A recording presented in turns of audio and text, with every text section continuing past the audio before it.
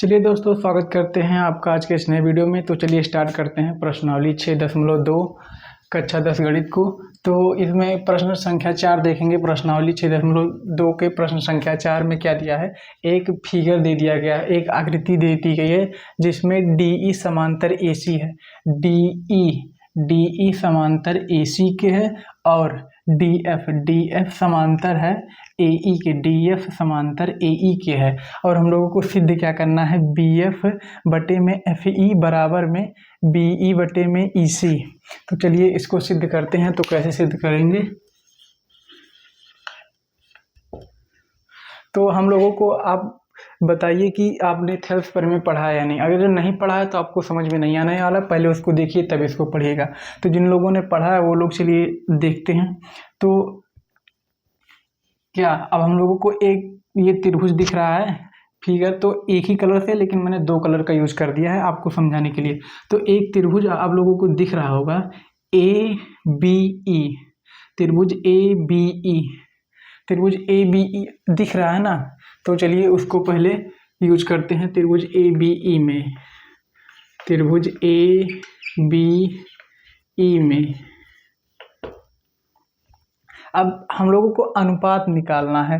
तो अनुपात निकालने के लिए थेल्स प्रमेय में समांतर दिया है, तो अनुपात निकालने को पूछेगा। अगर जो अनुपात दिया होता तो हम लोगों को पूछता समांतर है या नहीं।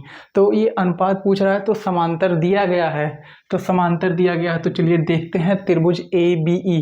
त्रिभुज ABE में क्या क्या समांतर है हम लोगों को क्वेश्चन में दे दिया गया है। त्रिभुज ABE में DF समांतर किसके है, DF समांतर AE दिया गया है, हम लोगों को दिया है। ये हम लोगों को क्वेश्चन में ही दे दिया गया है। अगर जो अब थेल्स प्रमेय जिन्होंने पढ़ा होगा पता है, अगर जो किसी त्रिभुज में किसी एक भुजा के समांतर कोई रेखा अन्य 2 भुजाओं को काटती है तो उनका अनुपात बराबर होता है।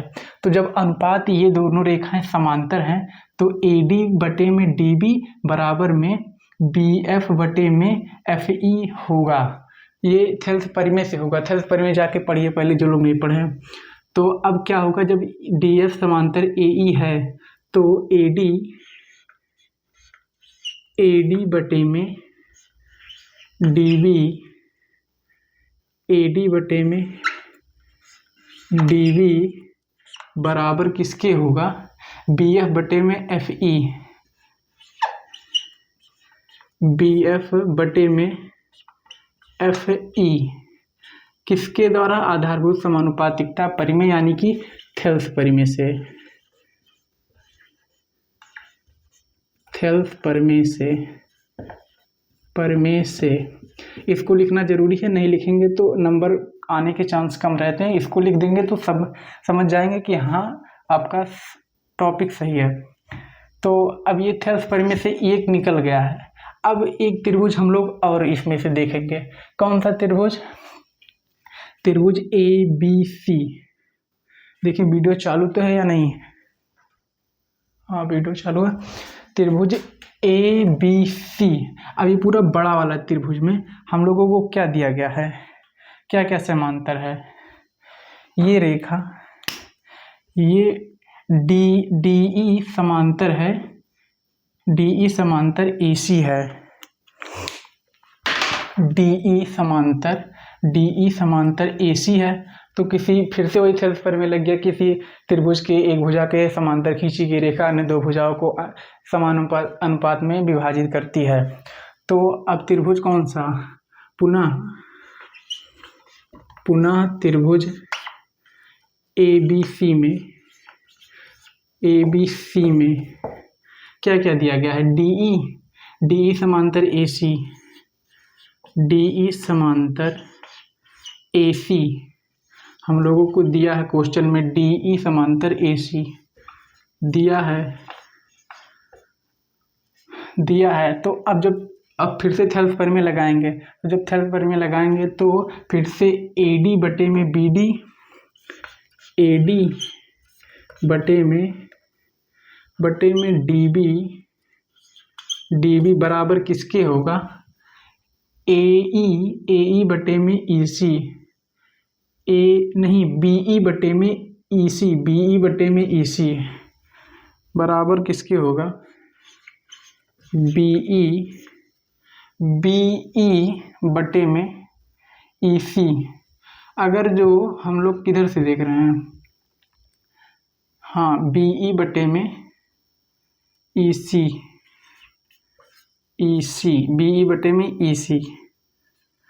अब इसको हम लोग मान ले रहे हैं इक्वेशन नंबर 1, समीकरण नंबर 1। और ये कैसे आया, ये भी थेल्स परिमेय से आया है, थेल्स परिमेय से। ये हो गया हमारा इक्वेशन नंबर 2। अब इक्वेशन नंबर मतलब समीकरण नंबर 2। तो अब इन दोनों समीकरण में हम लोगों को AD बटे DB कॉमन दिख रहा है, मतलब दोनों में ये चीज़ है। तो अब ये जब समीकरण 1 व 2 से हम लिख सकते हैं, समीकरण 1 व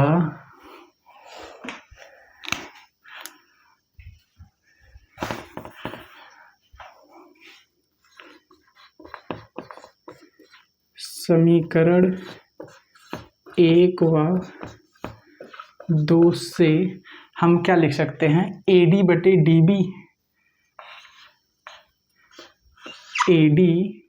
बटे में DB बराबर किसके है, AD बटे DB बराबर है BF बटे में FE। अब BF बटे FV, अब यहाँ पे भी AD बटे DB है, AD बटे DB। अब इसके बराबर क्या हो गया, BE बटे में EC, BE बटे में EC। अब देख पा रहे होंगे कि AD बटे DB यहाँ पे भी था, यहाँ पे भी था, इसीलिए इसके बराबर ये लिखा गया।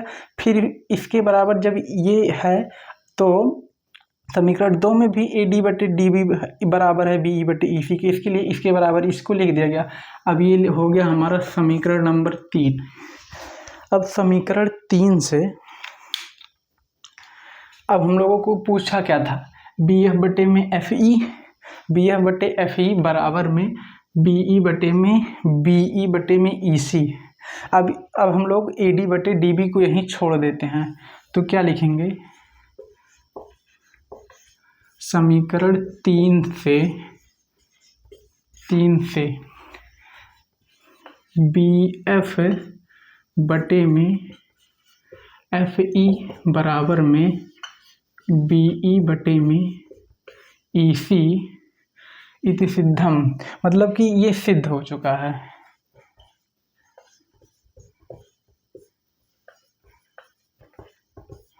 इति सिद्धम। अब आप लोग सोच रहे होंगे कि कैसे हो गया, तो एक परिमेय है, आप लोग प्रश्नावली के पीछे देखेंगे जाके, आधारभूत समानुपातिकता परिमेय से, तो वहाँ पे आप लोग उसको परिमेय को समझेंगे, तभी आपको पता चलेगा पूरा कॉन्सेप्ट कि कैसे ये हुआ है। तो जिन लोगों को नहीं समझ में आया वो लोग जाके पीछे देखें, और मिलते हैं इसके अगली वीडियो में। तब तक के लिए राम राम।